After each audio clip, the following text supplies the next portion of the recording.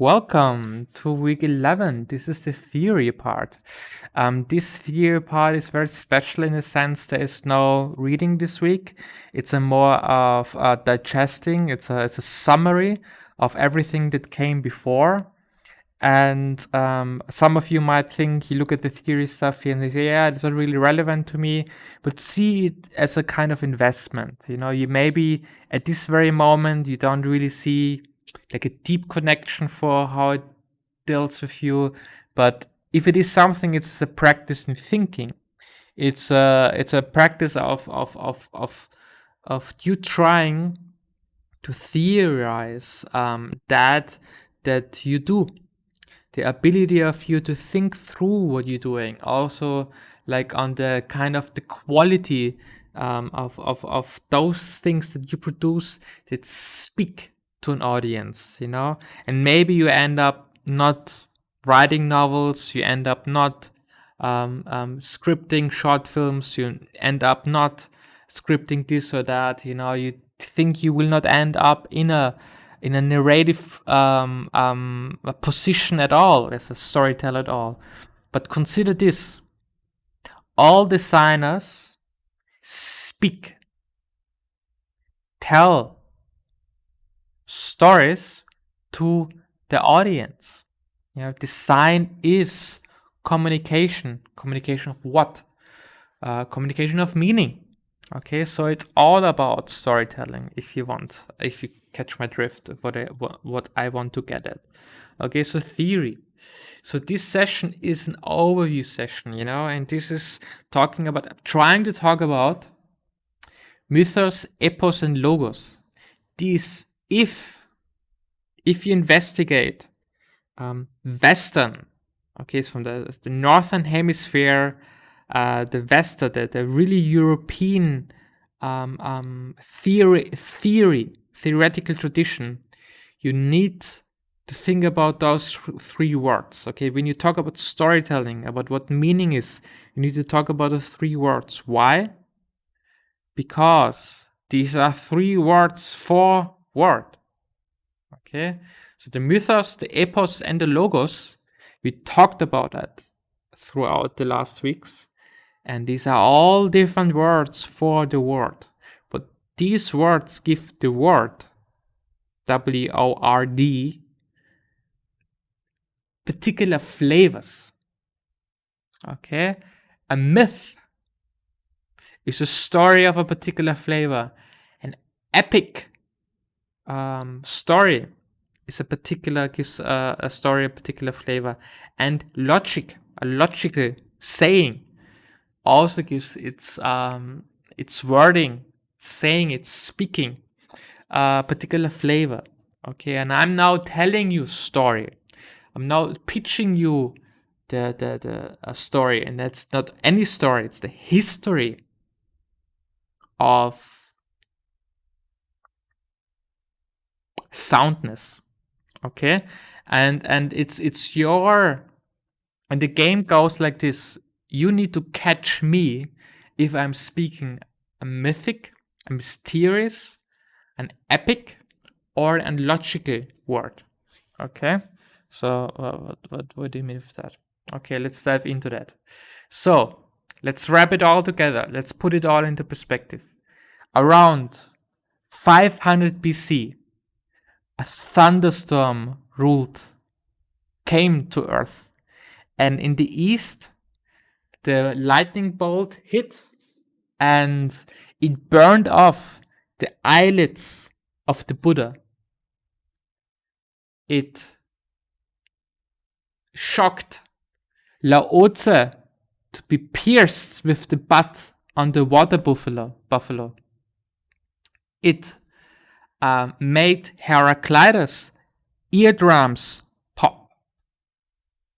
And it shocked, bolted Parmenides' feet into the hippopotamus. Okay, this is the water buffalo and the hippopotamus. It's both four-legged animals that also dwell in water. Good. And suddenly, when the bolt hits, all of them suddenly believe that they have something to say. The Buddha speaks of Dharma, Laozi speaks of Tao, and Heraclitus and Parmenides. Oh, I'm actually in the way. Heraclitus and Parmenides speak of Logos. Okay, so all of them, so let's go back. All of them try to say something sound, but all of that is Greek to me.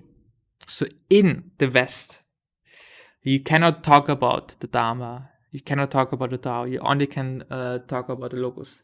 And we talk about the West, although we are in the East, because we speak English. English originated in the West, okay? So meaning if you, that's one part, but if you talk about theory, you need to talk about the ancient Greek founders of philosophy. In English, only in English. If not, if you talk in the Middle Far East, you can go to India and you find the Vedas and other sacred texts, there you find a lot of stuff, But if you speak in English, you gotta consider the Greeks. If you're not speaking English, you're somewhere other than English and you're still in the Northern Hemisphere and you're in the East, you consolidate Eastern wisdom, okay? You speak English, you need to consolidate Western wisdom, okay? And you can specialize on both. And this is what I'm trying to pitch you. If you understand either of those, you understand the other one, okay? Why that is, maybe we come later to that. So, when the founders of philosophy tried to to tell the story about what it is, meaning the story about reality, they try to tell the story, write a book about reality. They gave it the following name, Periphysius. So in Physius, you have the word that still lives in physics or physique. If I have a very nice physique, it means it's the same word that sits in Physius, and it meant thousands of years ago, it meant reality. So you talk about physical reality. The reality that is physical. If it's physical, it is real. It still has this meaning. It can also be translated as nature. Nature is physical reality. That's what nature is. The ancient Greek word physis got later in Latin translated as natura, and from natura we have in English nature. Okay, so when you talk about reality, you talk Greek about physical reality. If you are more Latin, lean more towards Latin, you talk about natural reality. But if you write a book about reality, usually the first philosophers, they wrote all one in the same book with the same title. So Parmenides and Heraclitus wrote the same book with the same title, Periphysius. Okay, and it means something like on the physical or about reality. Periphery, it's about or on. It's a book on reality, on the physical. Okay, later, after that, after Parmenides and Heraclitus, other philosophers wrote a book about ta physica. This is Aristotle. Aristotle wrote, he belongs to the Socratics, as we talked about. Also he talks about a story, a mythos. But he wrote ta physica. The very important thing here is to note the difference. Periphysis is on the reality. It's on nature. And here, physios is singular. It's a singular reality. Ta physica implies the plural. Ta is neuter plural. Physica, that's the ending that you give things that are plural in ancient Greek. So it means like the physics. It's the physics.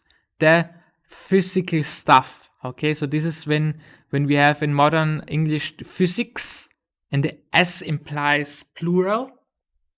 That's what implies in this. This is what implied in this title. Okay, so we come from on the physical, on the singular nature, to the natures, the natural stuff, many things.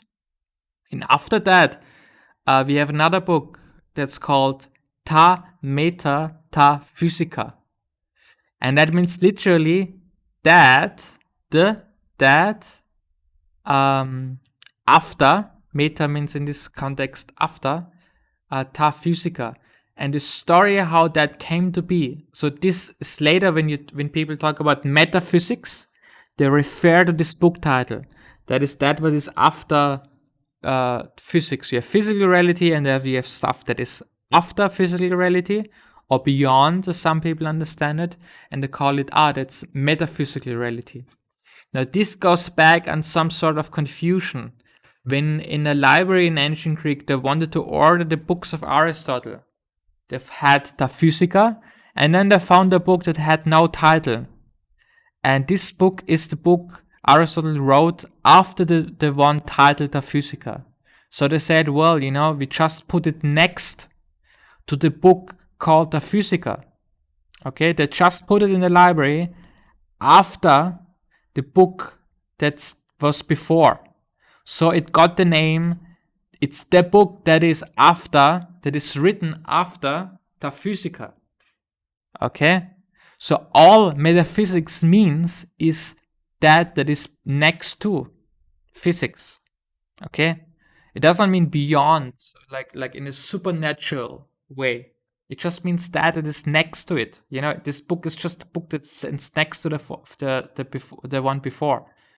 Okay? So meaning, if people want to scare you, so this is also most advice. People want to scare you with big words. This is the epistemological ontology of the methodological inquiry of the singular multiplicity of existence in the non-existential essential. Then don't be scared. They just try to cover up that they have no idea what they're talking about. Okay, who uses complicated words does not know what they are talking about. Okay, it's pseudo-intellectual to use complicated words when you could use simpler words that are a much clearer translation. Okay, so if you ever met someone who talks very complicated words, consider them they are really intimidated and scared about that they have no idea what they're talking about. Okay, so that means we go from being on reality, being spot on reality, from splitting it apart, thinking reality consists of pieces and therefore being multiple, to displacing it. Reality is not here, reality is next to reality. That is the reality that is next to the other reality. Okay? So this is when we start our confusion. So in history and philosophy, I want to present you, and all the theories about theories, the precise moment in the history of philosophy where we got confused. And this signals the moment, okay? So what I'm trying to say is that those that wrote on reality, Heraclitus and Parmenides, they nailed it. They still nailed it. It might not be relevant to you now, but you may continue on your master degree, you may continue on your PhD, and just remember the voice from this very strange lecturer you once had is Heraclitus and Parmenides have all the answers. Okay? If you write in English about reality, Parmenides and Heraclitus have all the answers. Okay, we go into that now. So, at the beginning of philosophy, before there was philosophy, before it really started, because it really started with the Socratics. Before the Socratics, there was, well, let me get out of the way, there was Heraclitus and Parmenides. And usually, when you attend philosophy classes, they start with Heraclitus and Parmenides, and they say those two had a fight. Those two, had a conflict. They fought for who figured out what reality is. Okay, so what reality is, the question to it also means what is. What is that is? And it seems, it really seems like they had a big conflict. It really seemed that they had a big disagreement. A disagreement that could not disagree more. Okay, when we look at their works, at how it looks, how it appears to be, we have it split.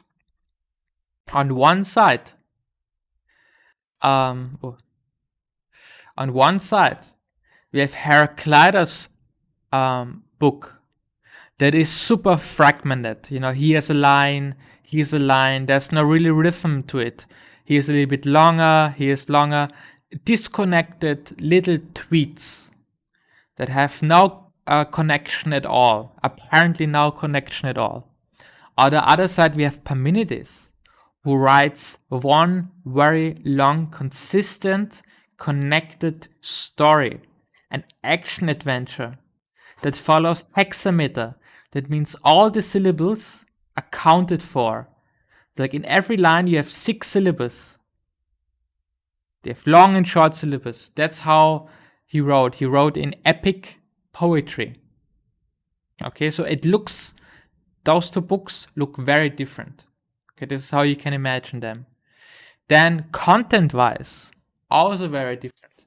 Heraclitus, it seems like Heraclitus writes about something very confusing stream, a spiral of some sort of flux, of motion, of a kind of a typhoon that sucks you in some strange, inconceivable, obscure riddles. But Parmenides, as mentioned, writes about an action adventure. Somebody on a chariot with girls leading the way, pulled by horses, somehow breaking into a realm where goddess speaks the truth, where a goddess stops them. They rush into a realm, and then the goddess stops them and says, "Hey, stop. Everything is stillness. There's no motion at all." So from the looks of it, how their books seem like, and the content, this is flowing, strange rhythm about flow, and this is very precise rhythm about that there is no rhythm, could not be more different. It could not be more conceivably different. They seem like, Heraclitus and Parmenides seem like day and night. Like literally. Heraclitus is called the dark. Parmenides is called the son of Apollo. Apollo is the god of the sun. Okay, this could not be more bright. This is the male god of the sun. Heraclitus put his book into the temple of Artemis. Artemis is the goddess of the moon, the goddess of darkness. So you have here the goddess of darkness and the goddess and the god of light, the goddess of the moon and the god of the sun. Female darkness and the male light. Parmenides and Heraclitus seem like day and night. That's the difference. That's the apparent difference that we see. But you gotta ask yourself, Can this be a coincidence? Yeah, that these two look just so different, like so different that it seems like made up. Okay, it seems like an art project where somebody conceived of, okay, how could we write something that seems just so different, just the contrast between them could not be any harsher. Darkness and light, black and white. The contrast could not be any more intense. Night and light, sun and moon could not be anymore. Okay, so we need to be suspect here something is going on. As a designer, we suspect here something fishy going on. Why? Also, if you know anything about Greek mythology, you know that Artemis, the goddess of the moon, and Apollo, the god of the sun, they are twins. They are twins. They are related. They don't hate each other. They're actually twins. Okay? They are twins. They belong together. Okay? Very suspiciously. Okay? It seems like they don't get along, but actually they get along very nicely. They are great siblings. They like each other well. They never fight. They complement each other. Artemis says, "Wow, Apollo, you're so shiny." Apollo says, Artemis, you are so dark, in a good way. Good. It's gone. It also looks from the geographical perspectives that these are very different. Okay, so Parmenides is placed in the south of Italy, in Elea. That's very far in the west of ancient Greece. Heraclitus comes from Ephesus, which is today the west of Turkey. This is super far apart. But are they really so far apart that they could not ever have met? Consider the following. Elea was founded by people originally from close to Turkey. So there are constantly ships going back and forth. Okay, so there is a possible connection geographically. Okay, there are like ships going back and forth. Good. So both, if you ask both Heraclitus and Parmenides, who has anything to say? If you ask both Heraclitus and Parmenides, who has anything to say? They both answer Logos. Only Logos has anything to say. Okay? Neither of them. That's unlike if you open a book, you want to talk about theory, you want to talk about philosophy, you want to talk about anything, you see humans always referencing other humans. So referencing is considered to be a sound scientific practice. Who say that according to blah blah blah, they said so. Okay. Also Parmenides and Heraclitus, both of them reference. But interesting, they do not reference a human. They reference Logos. So, understanding the word is the key to understand all words. If you know what the word means, you know what every meaning of all meanings mean. Okay? So you know what the word means. It happens that all words are words. So if you know what the word means, you know the meaning of all words. Okay, and this is what this logos goes about. Okay, if you know the meaning of the story, you know the meaning of all stories. Yeah, if you know the meaning of reality, you know the meaning of all of reality. Okay, so this is the project that are doing. So, oops, what's the login? Logos is the login. What is logos? Okay, so really, you only should have one question when you engage with Heraclitus and Parmenides, and that is, what the hell does logos mean? So both say, logos figured it out. Does logos say?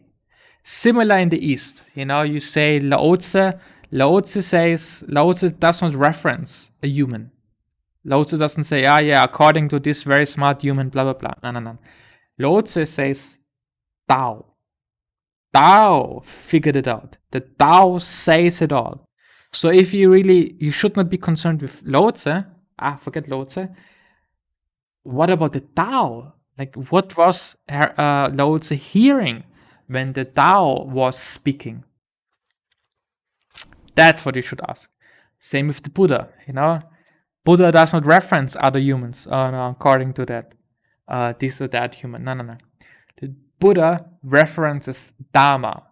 Okay? So if you really want to get bottom of Buddhism,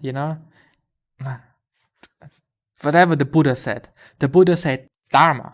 You should only listen to Dharma. Okay, so the only question you should have is, what is Dharma? What is Tao? Or in the West, we say, what is Logos? Because Logos is the login. So the hot tip, very hot tip. And this is the same tip that you get with Tao and Dharma, is that Heraclitus says, not to me, do not listen to me. Okay, a real sage, someone who figured it out, will never say you have to listen to me. Okay? And so does Heraclitus. Heraclitus says, do not listen to me. Not to me, but listening to the Logos. Makes it very, very clear that this is not about the opinion of Heraclitus. This is about understanding what the Logos means. Okay? And Heraclitus says this Logos, this eternal Logos, this ever-living Logos. Okay, this is a good tip here. That this Logos, that you need to listen to Logos, and that this Logos is eternal. Parmenides does the same thing, but differently. Parmenides says, when Parmenides talks about the truth, Parmenides does not speak about the truth. Parmenides says that a divinity, a divine being, speaks. And this divine being does not speak of a myth, a mythos, but it speaks of a logos. So this is the logos of the divinity. And if you know anything about the divinity, about the divine, is that it is eternal. Okay, so that lives forever is eternal. So the divine lives forever. So both give you the tip, the hot tip, that these logos that you try to figure out, to understand, to crack the puzzle about the story of reality, meaning what this really is that you gotta listen to the logos. Okay? But who says that you don't confuse the logos with something irrelevant? That you don't confuse logos with a myth? Because a lot of myths around about what reality is. The myth about that a God created reality, the world, the myth about the Big Bang, So how do you know that you're actually talking about the logic and not about a myth? Okay? And the tip is, it's eternal.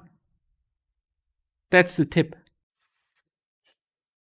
And the same tip you get from Lao Tzu's Tao. If you open up First fragment of Lao Tzu, first half of the first sentence. This Tao is eternal. Okay, Dharma. Ask a Buddhist, is the Dharma eternal? Yes. Right, good. That's the tip. This is the one word that is eternal. There's only one word that's eternal. Some call it Tao, some call it Dharma, some call it Tao, Logos. Taos, those two stigmas, Dharma, Logo, Dharma. Doesn't really matter what we call it. Okay, so different languages use different muscles to talk about the eternal. Important is to listen to that is eternal. Okay, good. So the cheat code to understand what logos means is that the logos is. It is forever. It is forever and ever and ever and ever and ever. If so, it has not ceased to be.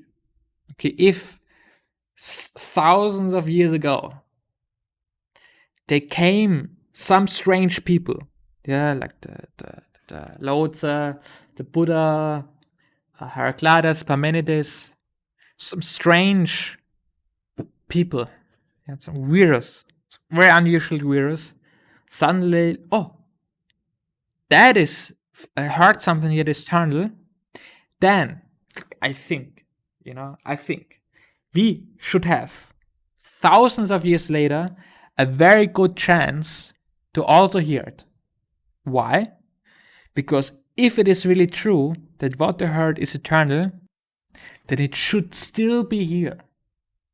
Like in 500 before BC, about the same time, 4 strange people heard something that's eternal.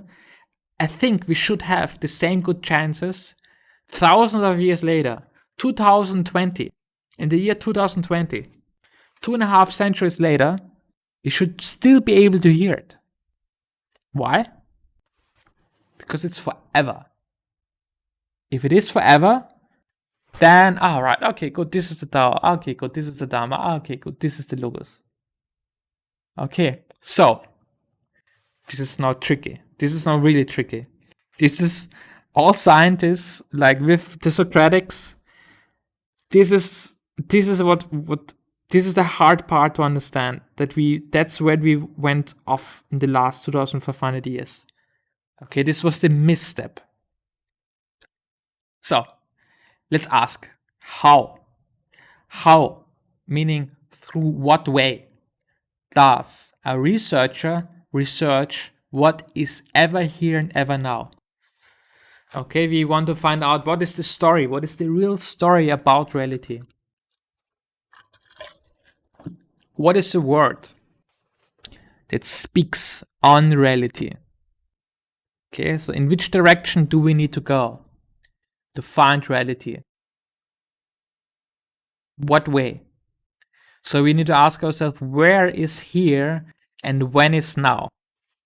Right? I want to understand the story of reality. So where do I need to go to find it out? Okay, that's the thing.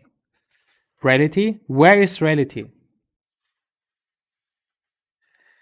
And this brings us back to the first lecture we had.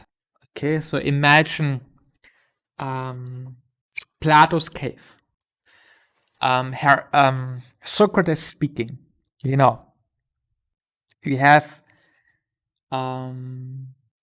prisoners being constrained in a cave in unknown obscurity.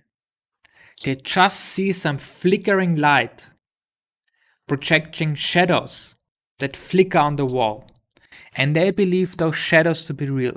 Turns out it isn't. It's an illusion.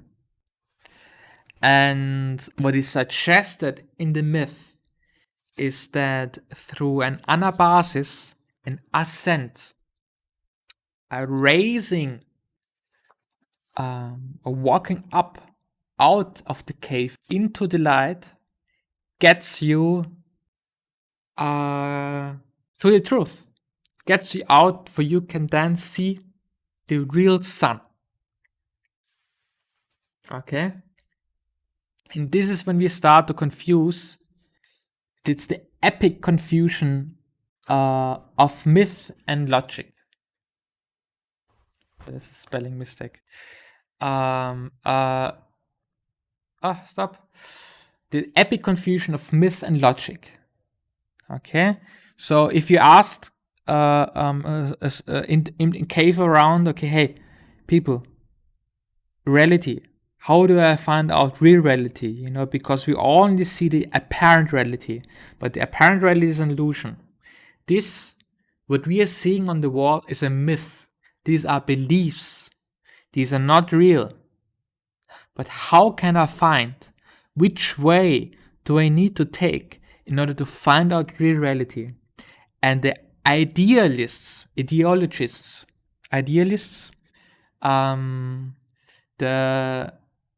that come out of the Socratics, the metaphysicians, the metaphysicists, the metaphysical philosophers, the metaphysical ontologists, they say up. You need to go up. High, high, high. You need to go high. You need to trip high. You need to walk, step up, high out, so you can see the real sun, the truth. Really? Really? Okay. That's where I need to go to hear the logos that is eternal. This is, so all of them apply, all of modern science apply a method. A method means we have in there the word we find when we talked about the metaphysics, met, after, meta, met, and hot is hodos. That's the path. So it literally means being after something on a path. After, on a path, after on a path. After path. So meaning after something, step by step on a path. So if you follow a method, you follow a step by step approach to get closer to that you are looking, that you are searching in order to find it. Okay, makes sense. I'm not sure how I can find the door. You need to follow a method of just stepping one foot after another until you come closer, measurably closer to the door, and out you go. So all of science, all of modern science follows a method. And the method of the metaphysicians, the method of the ontological metaphysicians, metaphysical philosophers, blah, blah, blah, with Socratics forward, they say you need to go up. You need to raise your consciousness. You need to go high to the highest mountain. You need to fly up to the sky, beyond the sky, out towards the sun. Because the sun is up. Okay, I'm seeing the sun, I go up. Okay, because the sun is close. So you fly very close into the sun. That is suggested with that. So, but think about it. Let me go back here. Which way should I take to find reality? Reality is what? That which is this, which is here. Okay? So the same notion, if I want to find out the logos that is eternal, the logic that is eternal, meaning that is always, it is, it's always here and always now, that means that every path is a joke, okay?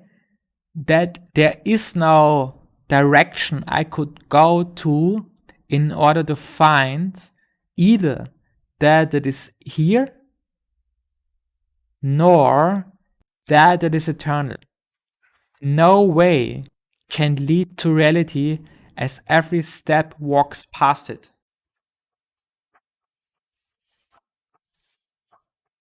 Let it sink in.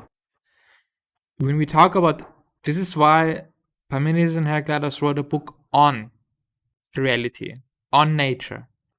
So the story they're telling is, this is it. This is reality. So reality is that is always here. Okay? Like reality is not there, it's actually here. It's always here. It's the name we give. That is always here. We call it reality, we call it nature, we call it cosmos, we call it the universe, we call it being, we call it existence, we call it essence, whatever we call it throughout times. But what we are trying to say is like, it's that what's always here, it's like it's always, always, always here. And you would think that every path, that there cannot be any path to get to be here, right? So it can only be a joke that you need to walk to get somewhere in order to find out where you really are. Okay? So, no, this is not how we usually understand Heraclitus. So we have the Socratics, and this is exactly the moment where we get it wrong in the history of philosophy. Socrates, so Plato let Socrates say, Heraclitus says that all passes and nothing stays. And he compares everything with a river when he says that you cannot step twice into the same stream. And there's illogic in there. This is incorrect sentence. Okay? So when Socrates talks about everything, about reality, he uses ta onta. And ta onta is like ta panta or the ta physica. This ta is neuter plural. So this is a plurality. So like you can say, when you say in English, everything is, but everything means like all. So actually it means everything are, but you give this kind of plural a singular verb. So you say everything is, but it implies a lot of things. Okay, and he says that this all, that everything passes, means that nothing stays. Okay, let's investigate that. So, because in here you can find that maybe Socrates talks about himself being a little bit too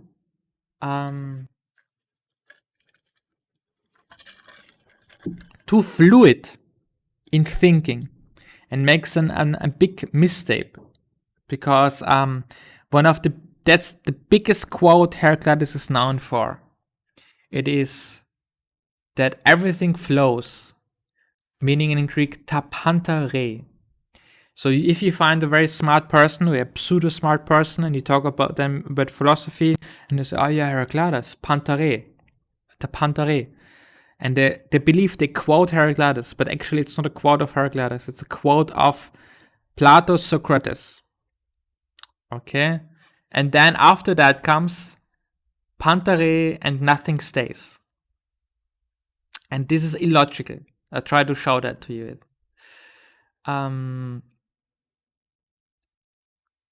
Because Heraclitus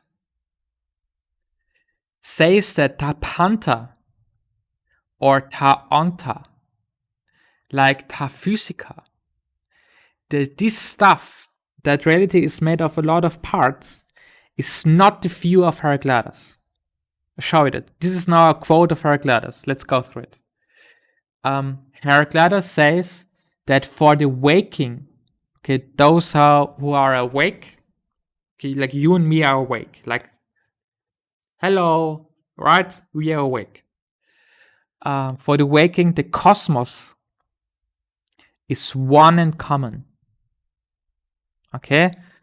Cosmos is one, right? You're awake, I'm awake, we share the same reality, right? You can hear this, right? That means that you and me share the same reality. If not, there would be a border, and you would not be able to hear me, and you would not be able to understand me, and would not make any sense at all. Okay, so Heraclitus says that the cosmos or reality or nature is one, and it's shared. But also that every one of the sleeping is turned away into an idiotic own one. An idiot, the word idiot comes from the Greek idion, which means private or own. So if I have my own explanations of reality that are not shared with other explanations of reality, then I'm an idiot. Because I have my own rules. I have my own understanding that only makes sense if in my world in here. Okay? So that's the same thing when I fall asleep. So now I'm awake. You're awake, and we have one in the common reality. But when I fall asleep, and so when I fall asleep, I go unconscious. I drift away, I turn away from the common reality into my own dream world, and I say, oh yeah, it's like unicorns and tigers and lasers, and this and that and that. And I start coming up with my own explanation, my own world for my private one. Okay? So therefore, Heraclitus says, those who are awake, and this connects with the Buddha, if the Buddha talks about anything, it talks about wakefulness.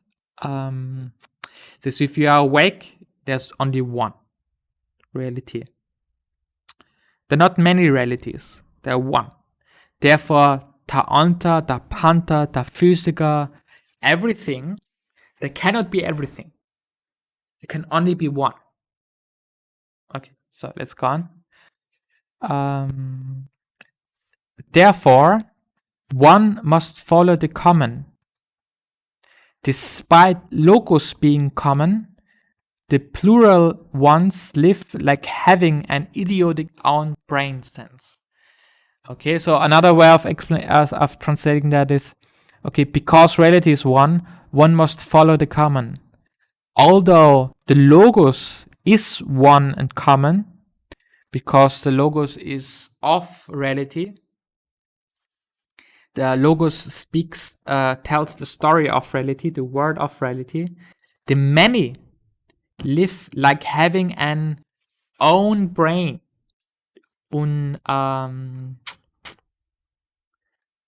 idiotic,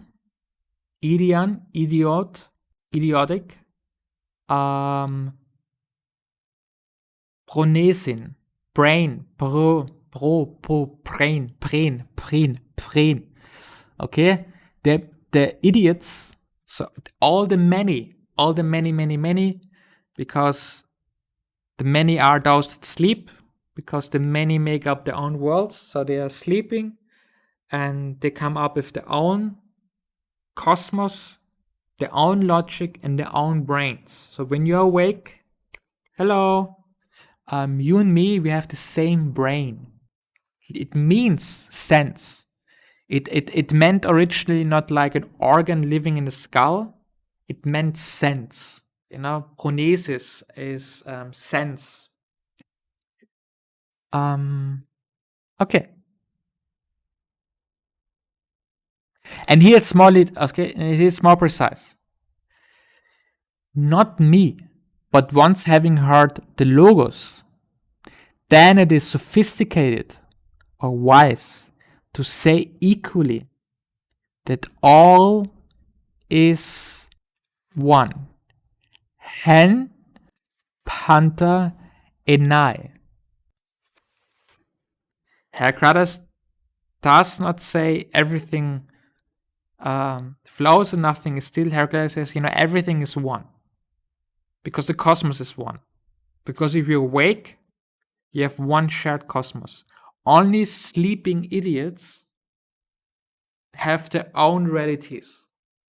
Only they believe in there to be everything. Okay?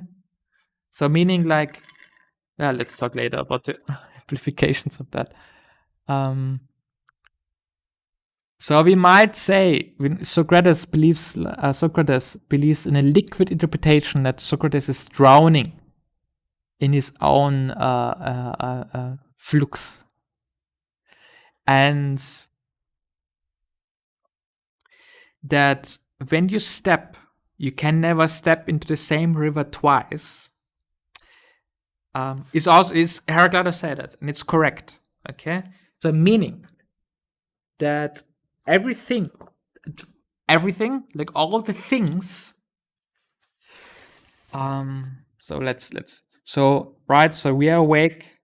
You and me, we are both awake, and we have one in common reality, right? I mean, we share this place. This place is not me alone and you alone. No, we actually live together in the same place here.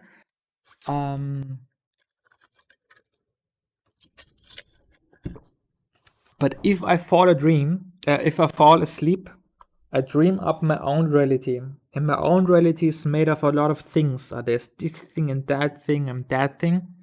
And all of these things in the realities that are dreamed are vibrating, like flow and flux, like all appearances disappear.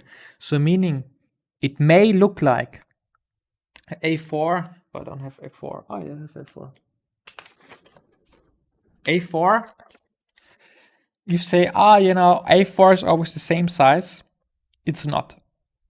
Like if you really look closer at A4, you can see it vibrating always. If you take a measurement tape and measure a piece of A4 paper and you really zoom in there, you can see that it changes its size. If you go deep into the subatomic level, you can see it vibrates. That no A4 is always the same size. Like a Coca-Cola, a bottle of Coca-Cola changes its weight. It vibrates. Like how much Coca-Cola is in a can of Coca-Cola, it changes. There is no consistency.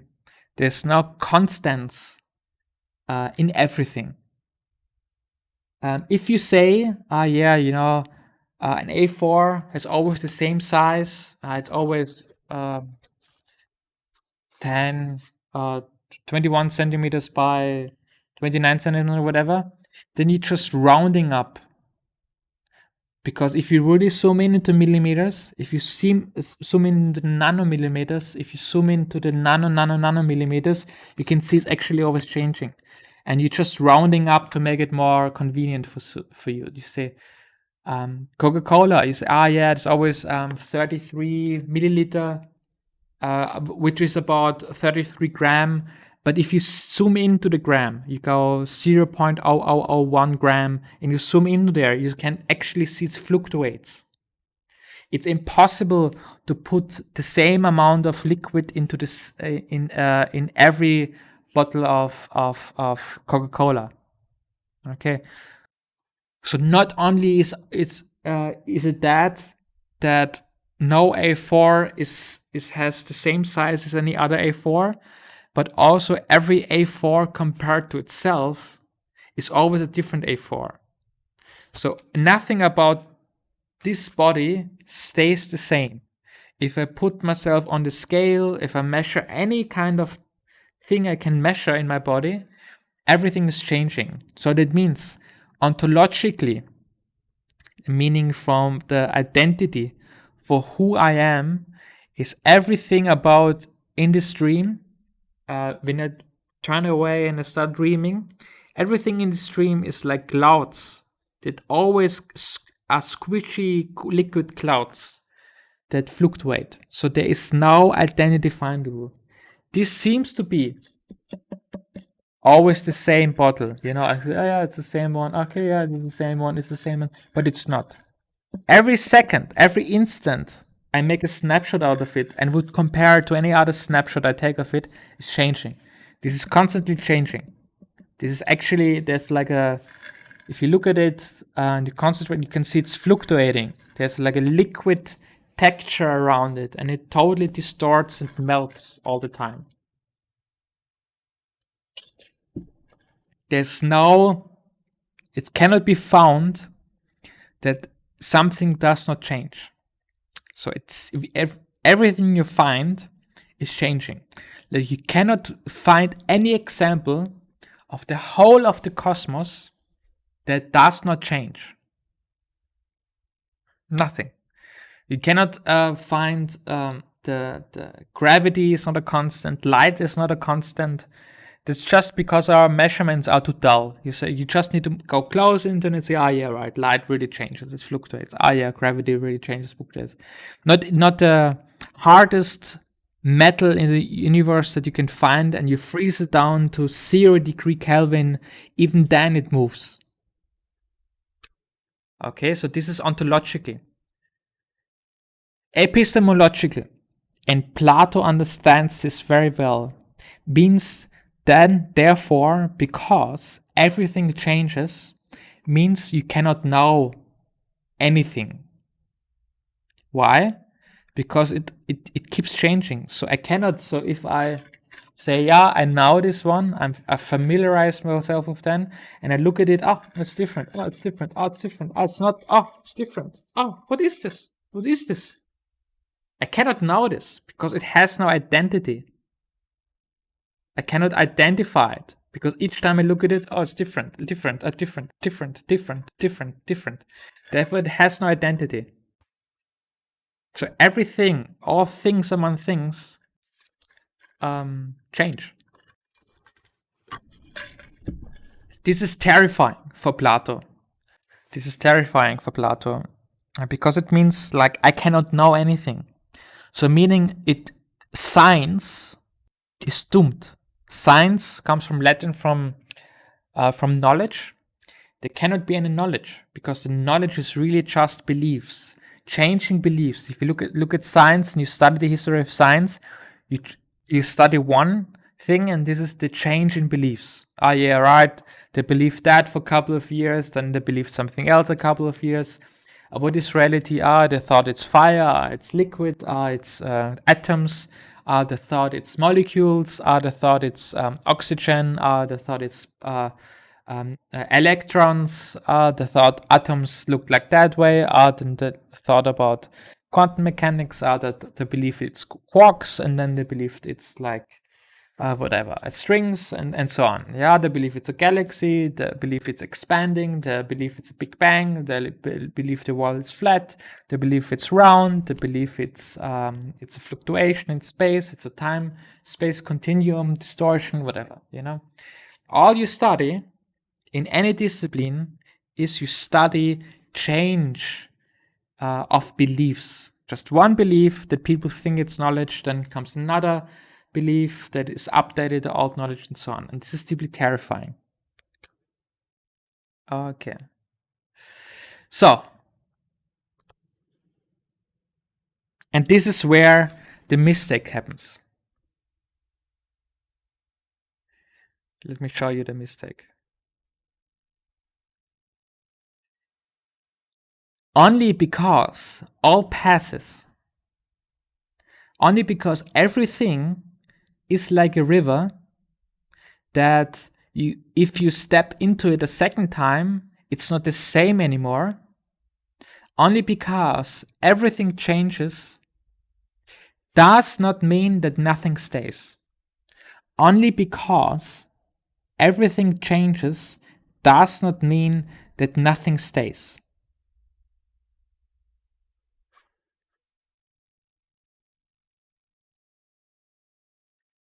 Only because stability is unfindable.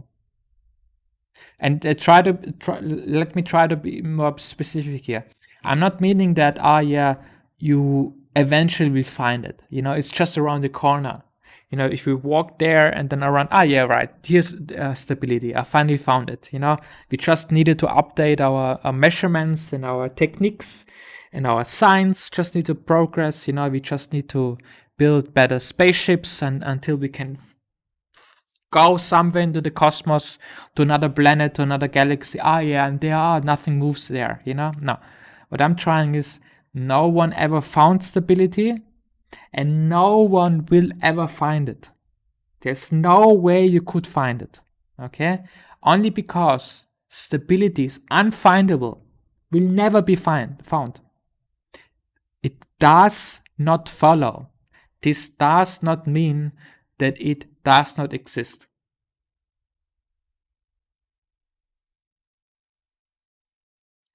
Only because stability is unfindable does not mean that it does not exist. Okay? Can you think of such an example? Can you think of such an example? Like when you look for something and you cannot find it, yet that doesn't mean that it doesn't exist. Like I'm looking for something, where is it? And it's impossible for me to find. I will never ever able to find it. Where is it? But it still exists. So what is the problem here? The problem is, for example, like if I look for a pen, where's my pen? Maybe you know this example. Where's the pen? Where's the pen? You look like crazy for it until you realize, I always had it in my hand. I never lost my pen. Then this statement is true. I've never lost it. Or like, my headphones. Like, where I get my headphones? Right, they were always here. Right? The same thing needs to apply on reality. If reality is that is always here, like you cannot lose it. Like, get away so I can find you later. That's not how reality works, right? So if I go somewhere to find reality, where I'm going? So you cannot find reality because reality is here, already here. So only because you cannot find reality. No one ever find reality. No one ever will find real reality. Does not mean it doesn't exist. Same thing with the eternal. If the eternal is that it was always here, it always is here. Is it here? Yes. Here? Yes. Yeah. Also, when? Now? Yeah. Now. It's always here. Doesn't change. Doesn't go away. That does not mean that if I've tried to look for it, I will not be able to find it, right? Because it's always here. It's always on my face. I just keep overlooking it. This is a Socratic misstep. Let's go. This is the misstep alert, okay? So when you are in the cave and you want to step out of the cave into the light, this is the misstep. This is the BS alert. That's not a good move. You step into the dream. You turn away and start making. You need to assume that maybe if you go somewhere, I want to find reality and I go in this direction, and then I found that that you just hallucinated that. Okay, this is the Socratic misstep. The stepping out into the ideas, in the realm of the ideas. That this is a step into the realm of imagination, of belief, of dream. Okay? This is what I was trying to tell you at the first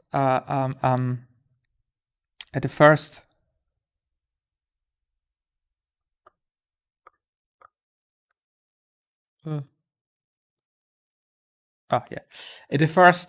we talked about the cave. Okay, so because if you step out of darkness into the light, to step out of the illusion into reality, who doesn't tell you that you just step into another level of the game? That this realm that you step into is just not a bigger cave. That this is just a PlayStation of an alien overlord. And it's still a simulated system. That when in the Truman Show, at the end, when Mr. Truman steps up out of the illusion, out into the threshold, into reality, what doesn't tell us that Mr. Truman steps into Studio 2. Just a bigger illusion, just a better simulated illusion.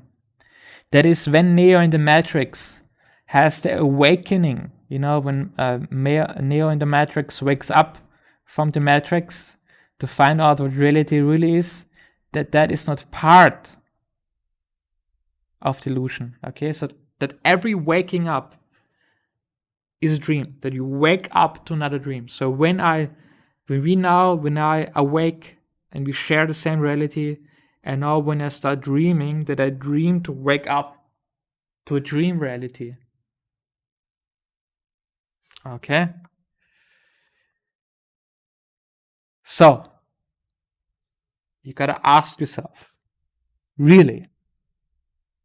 Okay, so if somebody talks about reality, are they now really talking about reality? That's what Heraclitus and Parmenides talked about. So, the Socratic misstep is walking past reality. Don't do it. Don't do it.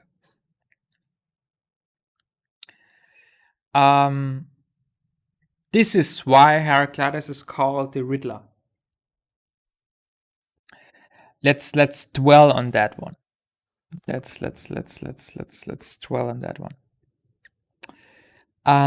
Humans get deceived in their knowing of what appears, meaning being deceived by looks. The knowing of the apparent means knowing of what seems to be.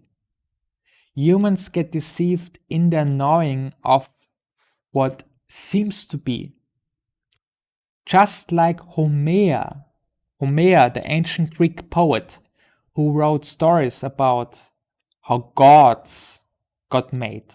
Somebody who knows how the gods got created. Well, they must be very smart, right? So Heraclitus calls Homer, who became the most sophisticated of all Greeks, of all Hellenians. Humans got deceived in their knowing of what seems to be, just like Homer, who became the wisest of all Greeks. Okay, so this is full on a big sentence. Okay, so even the smartest of all smartest people, can get swindled, deceived in their knowing. This is what he's trying to say. For Homer got deceived by children killing lies that said, what we see and grasp, we let go. But what we neither see nor grasp, that we get. So, this connects to a story that talks about the death of Homer, ancient Greek poet. The story goes like the following. Like all the Greeks do, they go to the oracle to ask for their future. And the oracle tells Homer something like, if you go to a particular island, the island of Issos, if I remember correctly, be aware of children telling you a riddle.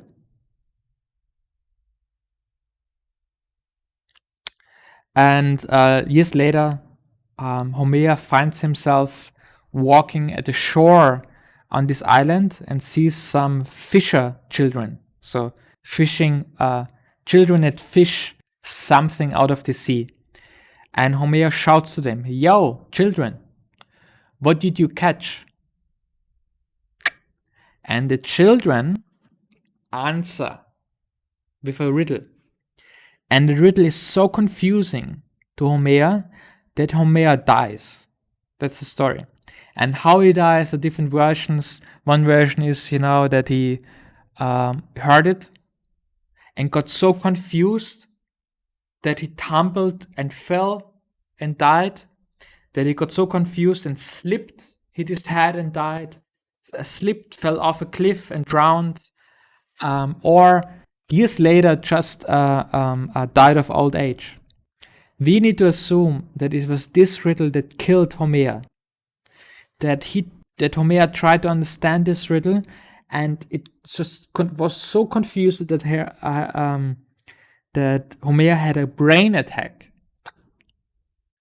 and was out. Okay, so when philosophers in the history of philosophy look at this riddle, they believe they are deceived in their apparent knowing that this riddle talks about killing lies. Okay, so because if we read from a philosopher like Heraclitus, who is known to be the riddler of riddlers, and this riddler tells us the answer to a riddle before he tells us the riddle, then we need to assume that we're gonna be tricked, scammed by this. Because the answer is before the riddle, right? For Homer got deceived by children, killing lies. That said the riddle. And so the riddle goes, what we see and grasp, this we let go. What we neither see nor grasp, that we get. This we carry away. And the answer would be getting rid of lies. Okay, so if I can see, and catch lies, I let it go, I throw it away. And that what I cannot see, I cannot catch, this I get. The remaining lies, the lies of the eggs laid in hidden areas, or just being free of lies. Okay? This is the apparent answer to the riddle. But as humans, it looks like we can get tricked, just like the smartest of all humans, because we get deceived by what we apparently know and overlook what the real answer is. Okay, let's look at this riddle again. What I see and grasp, as in understand, this I let go, but what I neither see nor grasp, this I get. What I see and grasp, this I let go, what I neither see nor grasp, this I get. What I get, I let. What I don't get, I get. What is it? The answer to that riddle is the answer of answers. So imagine Homer. Homer, the ancient Greek poet, we all know who Homer is, standing there, remembering the words of the oracle. Be aware of the riddles of children. At the shore, Homer remembers Adam, the children, telling riddles. And now my end has come. The next step I take is gonna kill me. It's a stalemate.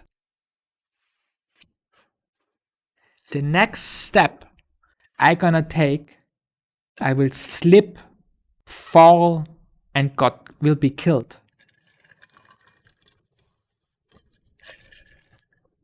That's the prophecy of the oracle. So Homer cannot take any steps to answer the riddle. Back to the riddle. Think about Homer. Homer, think about the riddle. What I see and can catch, this I let go. But what I cannot see and cannot catch, this I get. What is it? Think about it. It's not parasites. It's not an illness. It's not lice. It has nothing to do with lice.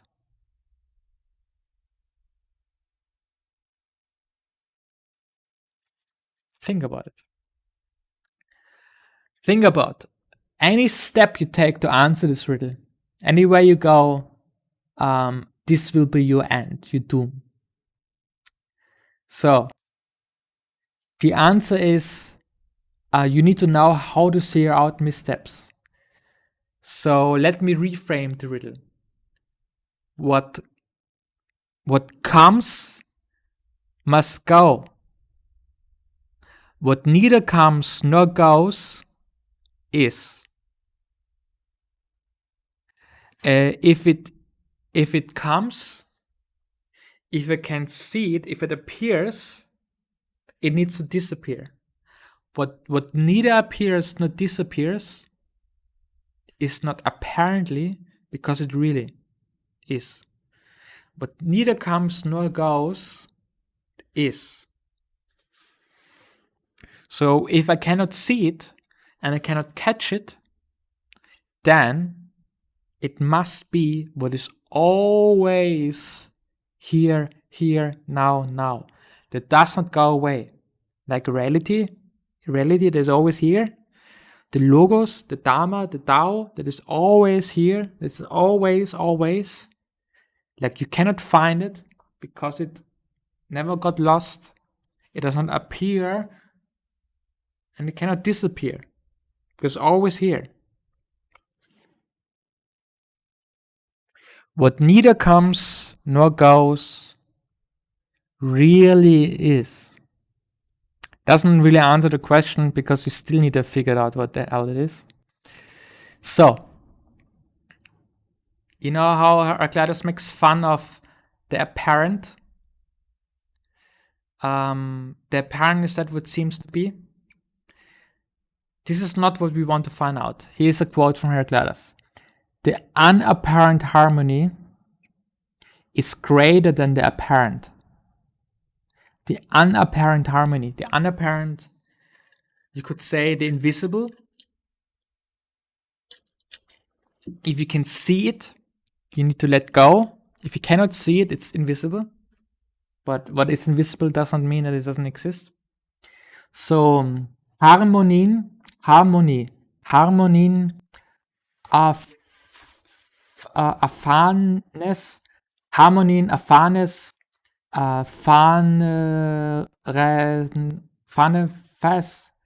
Phanefes, Kreiton. Harmonien, erfahrnes, Phanefes, Kreiton. My Greek is a little bit rusty.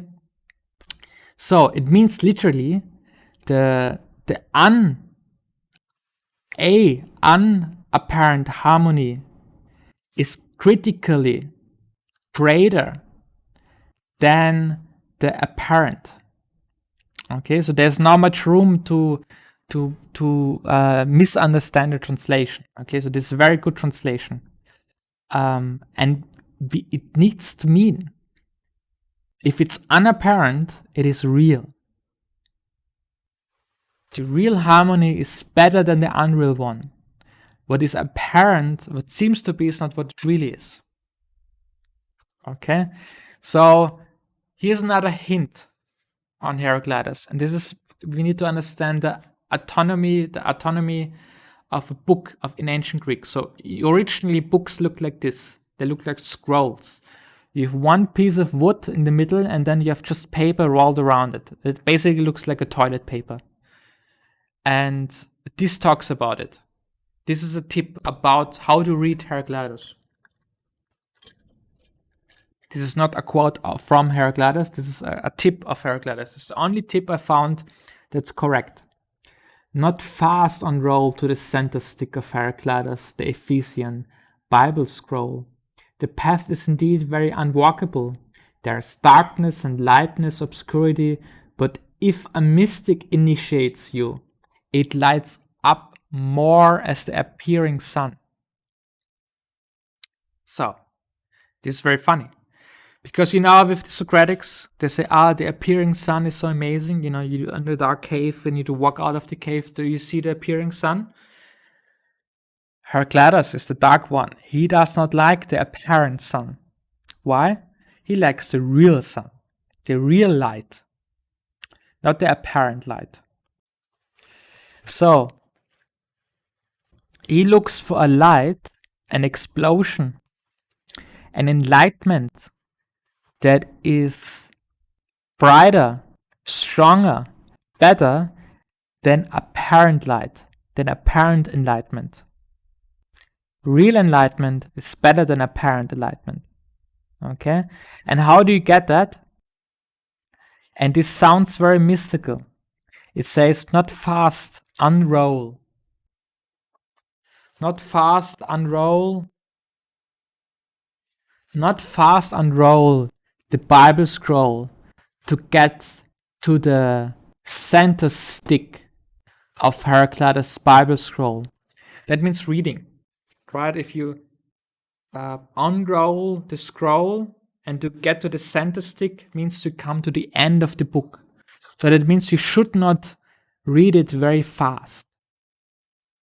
Do not fastly read. Do not fast unroll. Don't read Heraclitus fast.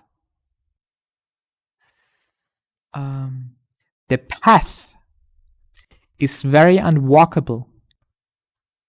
There's darkness and darkness, but if you get led by an initiated, it lights up. So it sounds very mysterious, but it sounds also very easy. And very understandable if you consider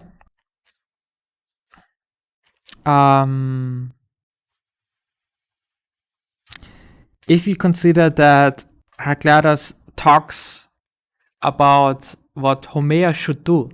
So the unknown writer of this tip tells us what Homer should do.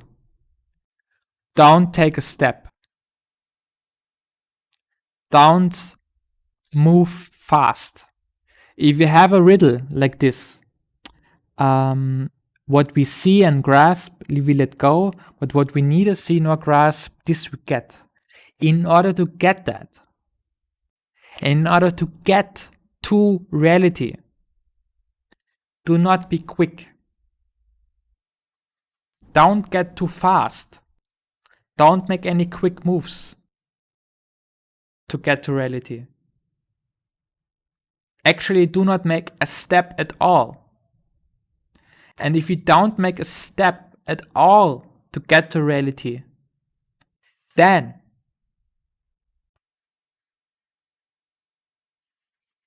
the path is indeed very unwalkable. Make sense? I want to find out what reality is. What's the story of reality? Reality is that is always here, eternally. The eternal logic says that reality is always here. So in order to be here, slow down, don't make fast moves, actually don't do any step. Slow down to not walk at all. And if you don't walk at all, then it's a path that is actually very unwalkable. Okay, it's not a walkable path because it's not a path you can walk on. You don't move. So,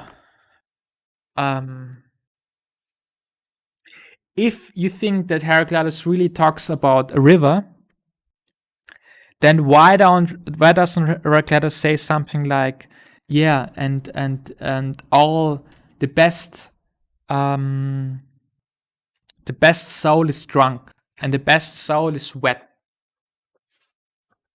If reality is really a river that is wet and moving all the time, why doesn't Heraclitus say, okay, good, the soul should always be moist? Actually, it doesn't. And you find jokes like this. An adult, when drunk, is led by a baby child falling, not perceiving where it goes, having a wet psyche. This is a joke that looks like this. If you're a drunk adult, you walk around having no idea where you go. Right? This is always the same reality. Where are you going? Hello, where are you going? Are you like driven by a baby having a wet psyche?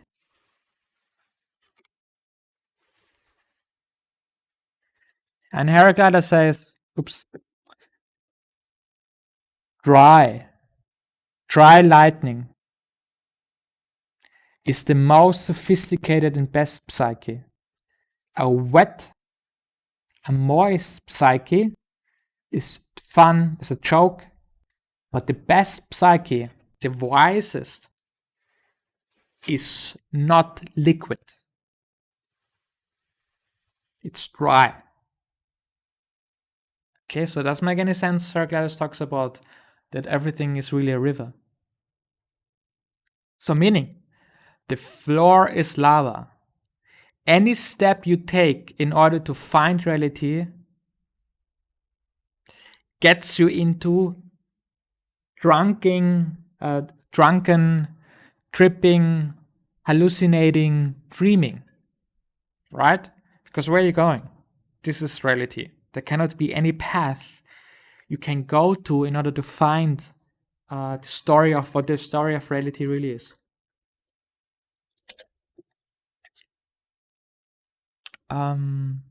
So, meaning, when they step into the same streams, etc., fluids float by. When they enter the same water, other waves wave by. When they step. When you step, you do not find permanence. You do not find that never changes. But if you don't step, maybe you find what you cannot find. You find what you overlooked.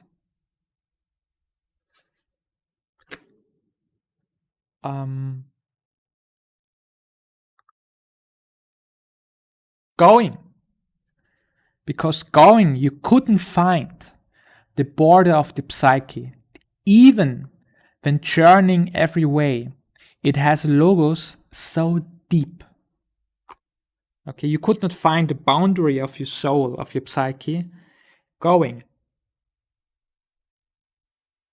Because this logos is so deep, because it's eternal. If the soul is eternal, like where would you go to find its limits? You couldn't. So, meaning, Heraclitus nails it with dry humor, stalemates with logical riddles. Heraclitus says, haha, all going around and about goes down. Heraclitus talks about not doing any steps. If you want to find out what reality is, you cannot do any steps. Okay, Homer, the only chance Homer has to find reality is to not go anywhere. Because reality is exactly there where Homer is. Any move away from there runs into death. And the death of confusion. So, Parmenides. We know from a secret inscription that calls Parmenides different names. A physicos, a medicine healer, a son of Apollo, a lord of the lyre, that points out that Parmenides actually was a healer that practiced the healing art of stillness, of Heschel.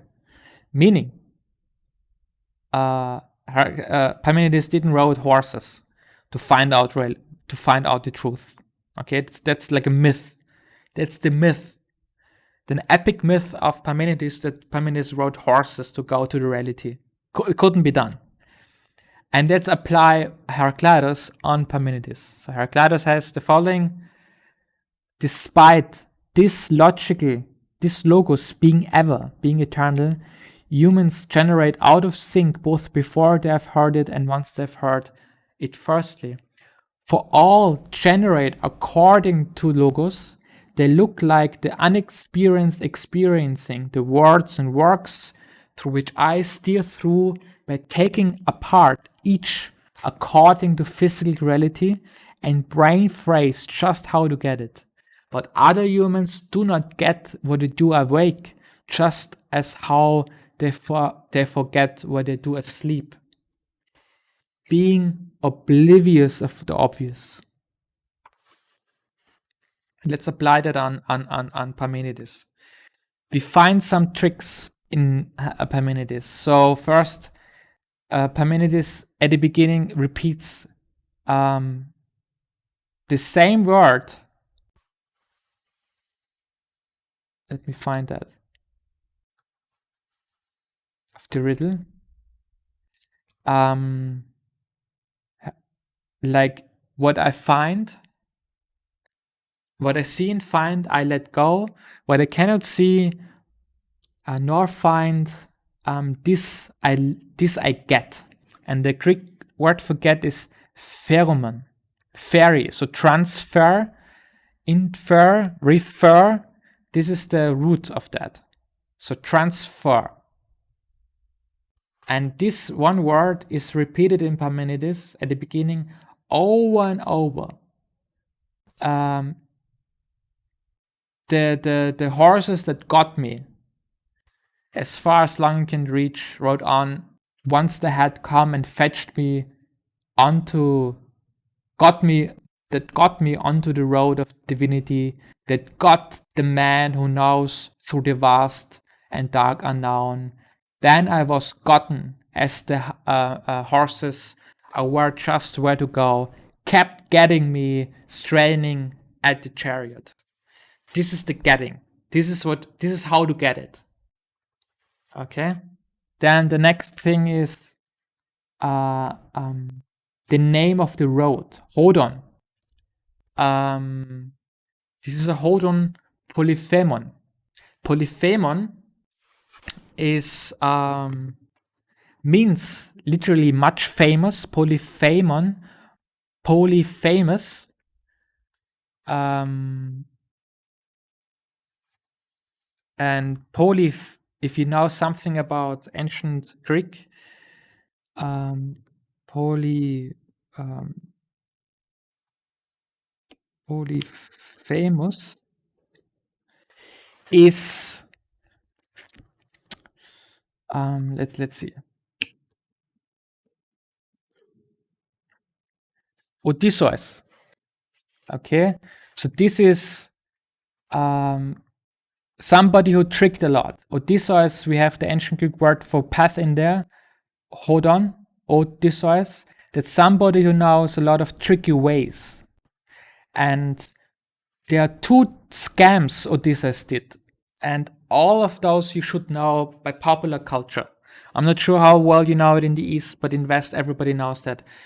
Odysseus played a trick on the Cyclops called Polyphemus. And he said, I told him, I'm no one, Utis. And then Odysseus stabbed the Cyclops in the eye, blended his eye, and then very famously Polyphemus, the Cyclops, went out and shouted for help to his brothers and says and shouted, brothers, help me. No one blinded me. And they laughed and didn't help him because no one blinded him, right? So they thought it's a joke. And the other joke that a trick that Odysseus did is, maybe also that one, is the Trojan horse.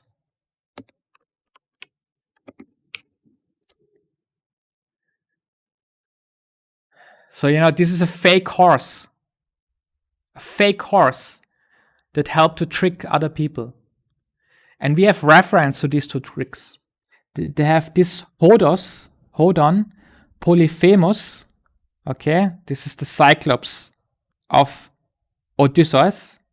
And then you have the polyphrastoi hippoi, the horses that are super smart, phrasic smart.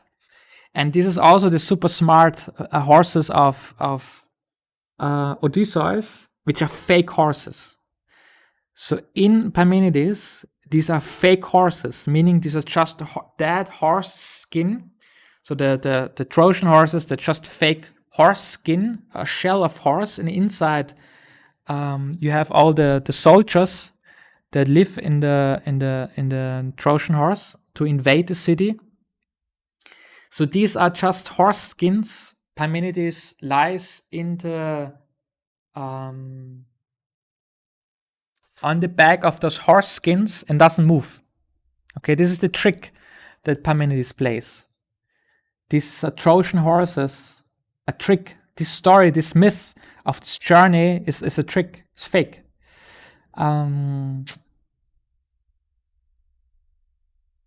Okay, so the soft let's leave that. Yeah, okay, this is Polyphemus. Okay, this is a trick that is a scam that is performed. And here we have the immortal charioteers. Forget about so far away. So the road that Parmenides took to get to the divinity is a road so far away from the beaten track of humans. This road is out of the step of humans. Why is it? Because it's not a road you can travel. It's not a road you can walk on. Make sense? Because you don't move. Let's leave that. So this is the saving of Homer, is to not go anywhere. So you are the hippos that carry Parmenides are just very big stones that make Homer not go anywhere, to find out what the truth of the riddle is, to come to the bottom, the depth of reality. You cannot go anywhere. You just need to stay where you are. So meaning Parmenides just lays there in a dark cave where there is no light on top of horse skin and plays there to outplay death. This katabasis, this descent down into hell to find out what is there after death, is just really playing that. It's just moving, just laying there, not moving at all. And the joke to the logic of Parmenides, all those paths Parmenides talks about are jokes. There is no path. Every step a misstep. Okay, so meaning that you can go from unreality to make a step into the real. This is unreal. There cannot be a path you can take to find reality. Why? Because this is reality, right? It's the name for what this is. So where you want to go to find out where this is. Let's talk about delusion, and then we're done. This is very long, but it will be fun for your future. And then some point you go back to philosophy, back on theory. This is where it all comes down to. So you have the illusion of a magician, right? Illusion, for example, is the magician cuts apart somebody in two pieces. Now, important is that the illusion is not real. Okay, there are now policemen coming to arrest the magician for having cut apart a person. It also would be stupid if medicine, chirurgeon, like medicine people go to the magician and say, wow, amazing how you cut a human being apart and put them back together. We should study that. It would be amazing for surgery. And the magician would say, well, it's like, now you cannot study it because it isn't real. It's an illusion. Okay? The illusion is not really real. The illusion is what seems real, but it is not real. Right? Because if you look at the illusion, there's no human being cut apart. It's really are two humans that pretend to be one, and then pretend to be apart, and so on. Meaning you cannot get rid, you cannot walk away, escape an illusion in order to find reality. Because the illusion, you cannot destroy illusion because illusion doesn't exist. Okay, so you cannot go aware to find reality. Reality is here, and illusion is overlaying reality. And you just need to look through it, look through the fake story to see the core of it. And yeah, meaning like Parmenides and Heraclitus, they were not fighting. They actually were talking about the same thing. Okay, there's no logical conflict between Heraclitus and Parmenides. And the bottom line is focus. Okay, this is the eye of Cyclops. This was costing the Cyclops, Polyphemus, his eye. It's the failure to focus. Single-pointed being the pivotal digit. All you need to do is focus. Like the bottom line is, all you need to focus. All you need to do is focus single-pointedly to nail it. In your practice, in your life, any goal in front of you, if you focus, you will nail it. No question about it. So it should really all about a practice of focus, regardless of what you study, what you do, what you take up. Anything you do, you need to do with focus. Okay? Because focus saves you at the end of the day from falling like Homer off the cliff to figure out the answer to the riddle. What is that neither comes nor goes? It's that what always is. But what is that? Okay? So thank you for 12 weeks of very intense thinking about storytelling, how to look through fake stories to see the truth. This is intense, confusing, hardcore.